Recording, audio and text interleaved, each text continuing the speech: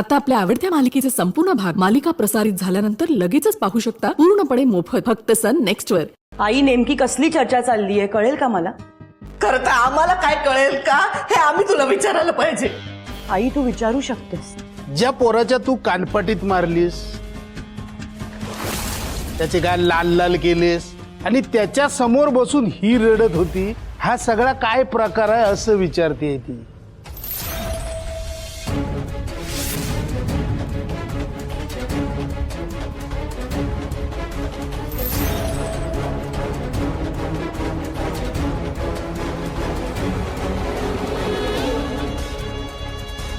अगो सांग ना, टेन्शन आलंय इथे मला। आई अगं शांत हो, किती टेन्शन घेणार आहेस अगं, मी आहे ना। कोणी येऊन तुला काही सांगून जातं आणि तू उगाच टेन्शन घेतेस। काका जे सांगतायत ते सगळं खरं आहे।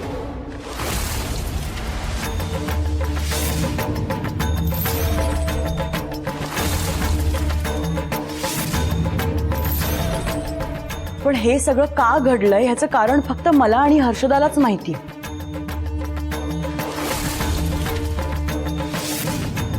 आई काका नेहमी तुला अर्धवट माहिती देतात।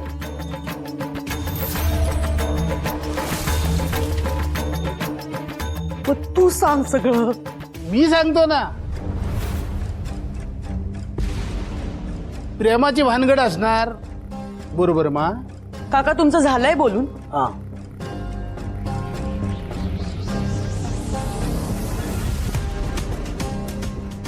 तो मुलगा हर्षदाला प्रपोज करून त्रास देत होता। सारखा मागे मागे करत होता। बिचारी हर्षदा घाबरून कोणालाच सांगत नव्हती। मी हे सगळं माझ्या डोळ्यांनी बघितलं आज सकाळी आणि म्हणून त्याच्याशी शांतपणे बोलण्यासाठी मी त्याला हॉटेलमध्ये बोलावलं होतं।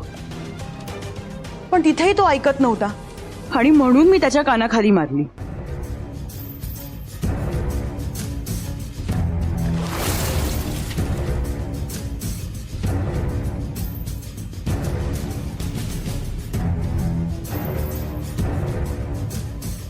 रवळनाथा, आता मला बरं वाटतंय। आई मी तुला नेहमी सांगते की बघ्यांवर विश्वास ठेवत जाऊ नकोस, तू उगाच टेन्शन घेतेस। हे बघ गिरिजाबाई, मी काय कोणाला इथे टेन्शन द्यायला आलेलो नाही, पण तुम्ही सगळी माझी माणसं आहात ना, म्हणून मला काळजी वाटते। शिरला का ना? काका तुम्हाला जर एवढीच काळजी होती तर सकाळी जेव्हा हे सगळं घडत होतं तेव्हाच का नाही विचारलं?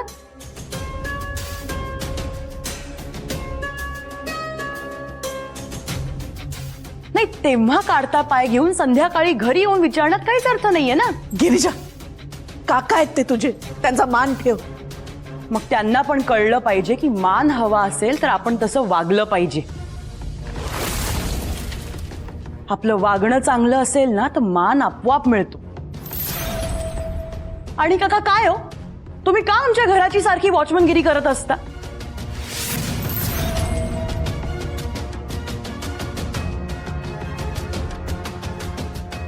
नाही तेवढंच असेल तर एक वॉचमन ठेवा ना त्यासाठी। हे बघ गिरजा, हे मला अजिबात आवडलेलं नाही। वहिनी तू कसं आणतंय, मी या सारख्या सारख्या सहन करून घ्यायचंय ना या?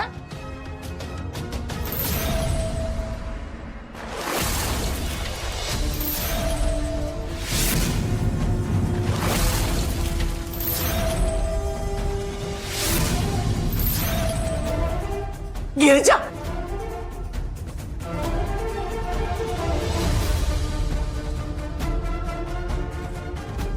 भाऊ भाऊ असं काय करतं? भाऊ भाऊ ऐका ना भाऊ।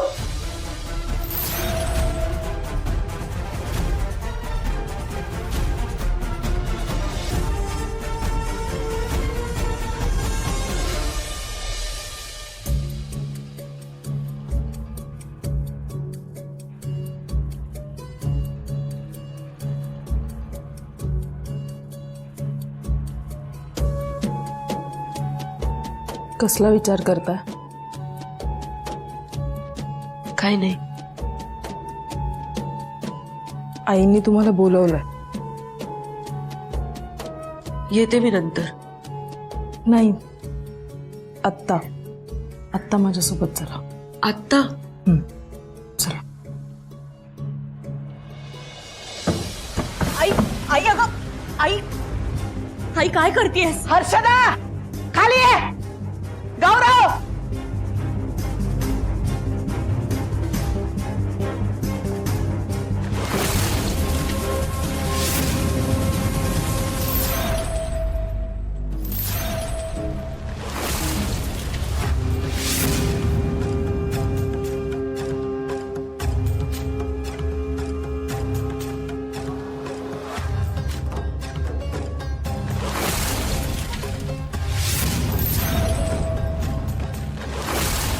मगाशी भाऊंच्या समोर त्या पोराबद्दल काहीतरी सांगून वेळ मारून नेली तू, पण हे सगळं हर्षदाच्या कपाटात सापडलं. याचा काय अर्थ लावायचा आम्ही?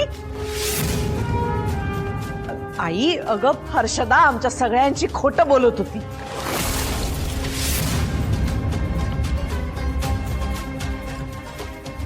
आणि तू तू तिला पाठीशी घालत होती. आई अगं बोल, अजून काय काय खोटं बोलणार आहेस, बोल. आई ते अगो हे सगळं बघून कळतंय ना सरळ सरळ की हर्षदा हिचं बाहेर कुठेतरी प्रेम प्रकरण चालू आहे.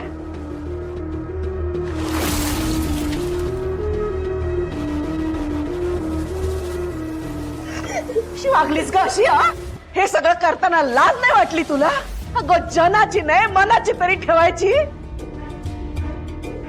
कामाला जात होती की ही सगळी थेर करायला? सांग ना, बोल.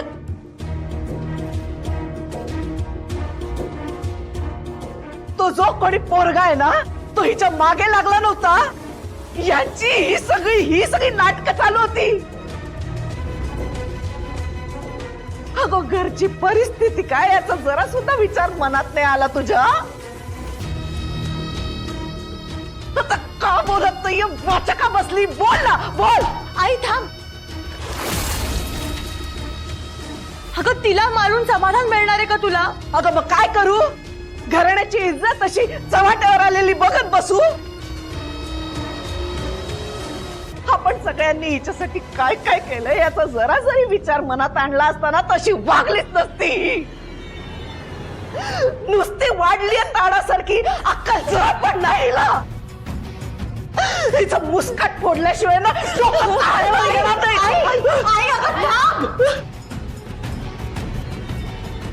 आई अगं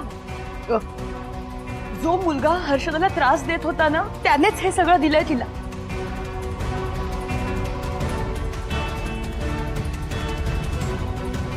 अगं ती नाही म्हणायचा खूप प्रयत्न करत होती पण तो ऐकतच नव्हता, म्हणून नाईलाजाने तिला हे सगळं घ्यावं लागलं. माझ्यावर विश्वास ठेव, या पलीकडे ह्यात काहीच नाहीये.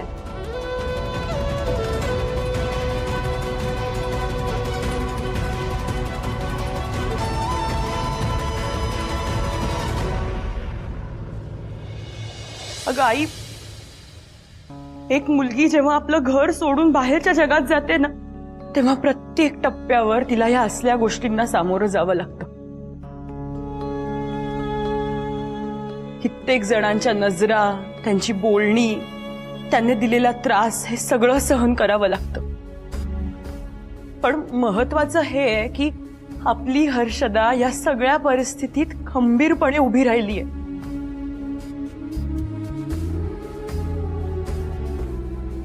मग या सगळ्यात आपण पण तिच्या पाठीशी उभं राहायला हवं ना.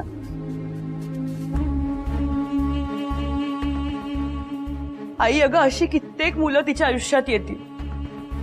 तू प्रत्येक वेळी तिला असा जाब विचारत राहणार आहेस का?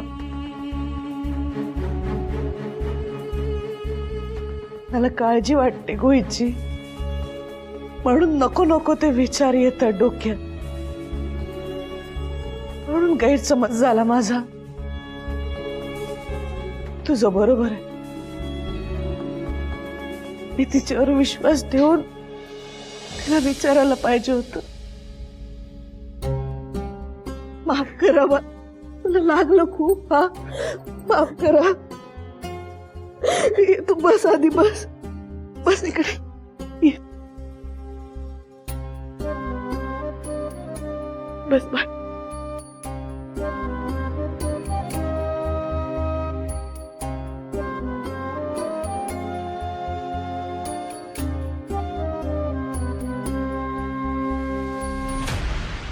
हर्षदा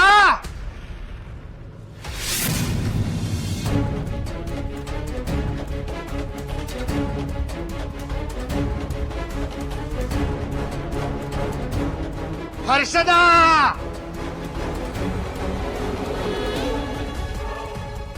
प्रसाद काय करतो तू आयशे माझं चुकलं मला माफ कर. प्रसाद बंद कर हे सगळं. या सगळ्या संशयाची सुरुवात माझ्यापासून झाली.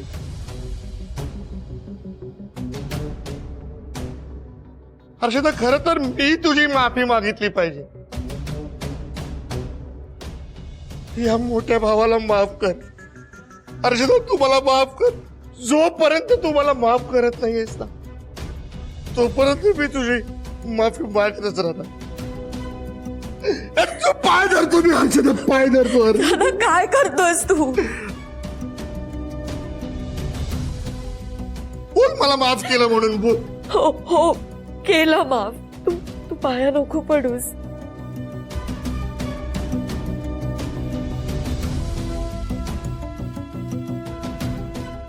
अर्शू मला ना तुझा खूप अभिमान वाटतो बघ की तू स्वतःच्या पायावर उभी राहिलीस. तुला नोकरी मिळाली, स्वावलंबी झालीस.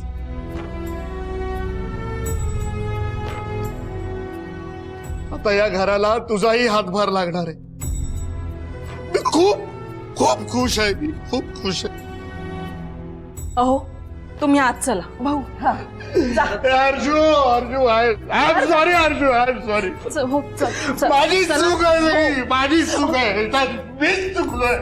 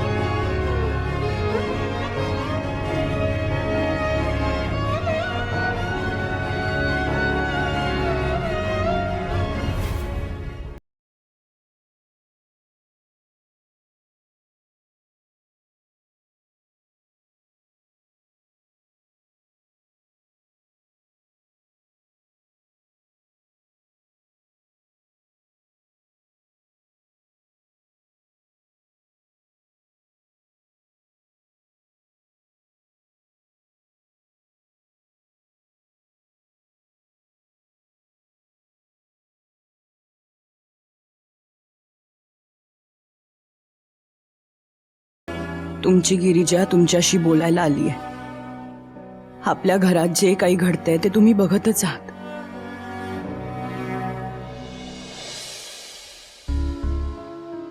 आपली हर्षदा चुकली आहे, पण अशा वेळी तिला ओरडण्यापेक्षा तिच्या मागे उभं राहणं मला जास्त महत्वाचं वाटतं. या सगळ्यातून हर्षदाला बाहेर काढण्याचा एकमेव मार्ग म्हणजे तिचं विघ्नेशशी लग्न. बाबा, उद्या मी विघ्नेशच्या घरी जाणार आहे. त्याच्या घरच्यांचा या बाबतीत काय निर्णय झालाय ते विचारणार आहे. त्याच्या घरचे योग्य तो निर्णय घेतील अशी माझी खात्री आहे. पण बाबा, ह्या सगळ्यात मला आईशी खोटं बोलावं लागतंय. याचा मला खूप त्रास होतोय. मी आईशी अजून खोटं बोलू शकत नाही.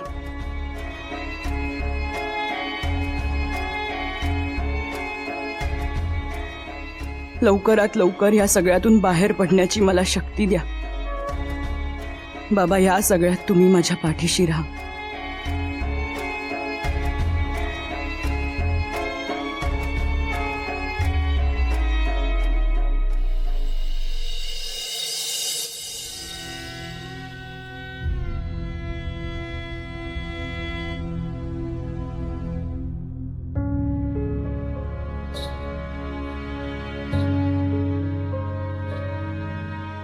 बाय,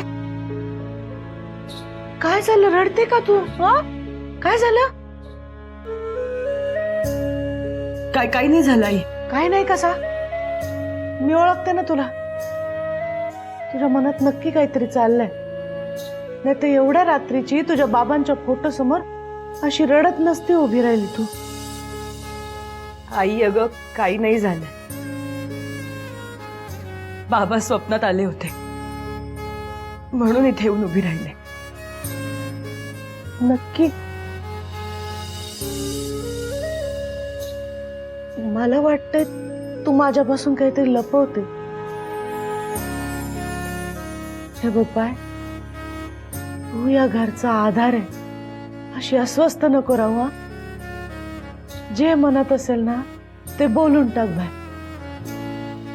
बोल ग बाय. आई, तुला काय सांगू, हर्षदा प्रेग्नंट आहे हे जर तुला कळलं तर तुझं काय होईल या विचारानेच मला भीती वाटते. बोल ना बाय. आई, अगं बोलण्यासारखं काहीच नाहीये. बाबांची आठवण आली म्हणून जरा अस्वस्थ आहे बस. तू नको ना उगाच टेन्शन घेऊ. तू जा, शांतपणे झोप.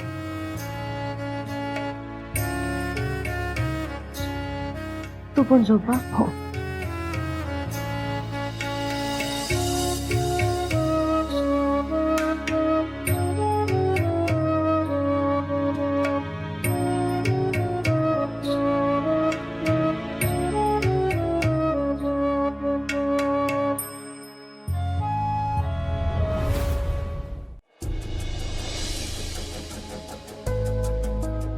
ये. अहो थांबा थांबा, कुठे चाललात? मॅडमना भेटायचं होतं. एवढे सकाळी? मॅडम एवढ्या सकाळी कोणाला भेटत नाही, नंतर या. अहो, आमचं महत्वाचं काम आहे त्यांच्याकडे. आम्ही काल पण येऊन गेलो होतो. मॅडम ओळखतात आम्हाला. ठीक आहे, जा. हर्षदा, हे घे. तू थांब इथेच. मी आले. आई, ही शेड कशी आहे ग? ही छान आहे ग, पण दुसरी एखादी बघ ना. मॅडम, हे पुन्हा आली.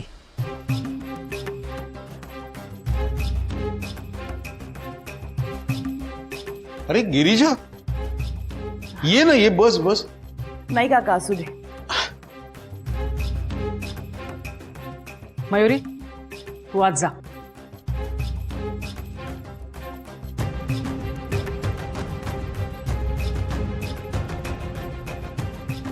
काय ग, काय काम आहे? हो, आपलं काल जे बोलणं झालं त्यावरून काय काम आहे असं कसं विचारू शकता तुम्ही?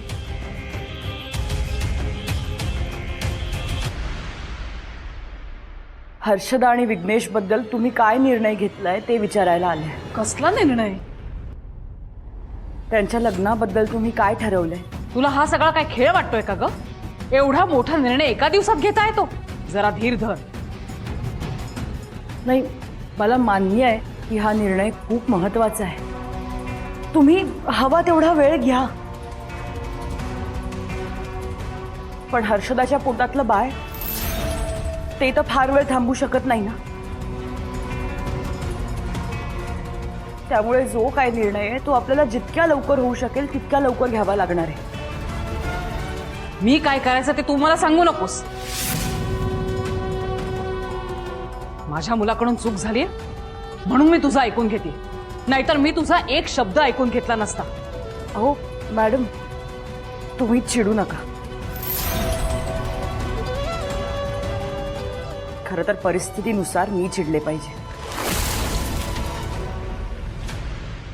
तुम्हाला जसं तुमचं स्टेटस महत्वाचं आहे ना, तसंच मला माझ्या बहिणीचं आयुष्य, तिचं भविष्य महत्वाचं आहे. जशी तुझ्यासाठी तुझी बहीण महत्वाची आहे ना, तसंच माझ्यासाठी माझ्या भावाला दिलेला शब्द महत्वाचा आहे. हे बघ, या सगळ्याचा विचार करायला मला वेळ लागेल आणि माझा निर्णय होईपर्यंत तुला थांबावंच लागेल. अहो मॅडम, ही गोष्ट आता फार वेळ लपून राहू शकत नाही. हे कधीतरी बाहेर येणारच. तुम्ही हर्षदाला लग्नाची मागणी घालायला आमच्या घरी कधी येताय ते सांगा. काय बोलतेस? मॅडम, तुमच्या बरोबर ज्या ताई होत्या त्या चक्कर येऊन पडल्या. चला प्लीज माझ्यावर चला. काय? हर्षदा, हर्षदा, हे हर्षदा, काय झालं? हर्षदा, ताई जरा पाणी घेऊन या लवकर. हर्षदा, हे हा.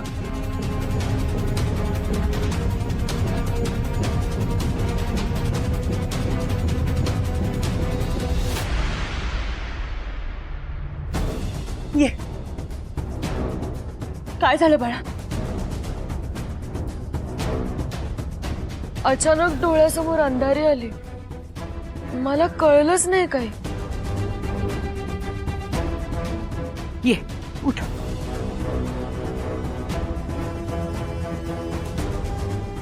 तर बरं वाटतंय आता?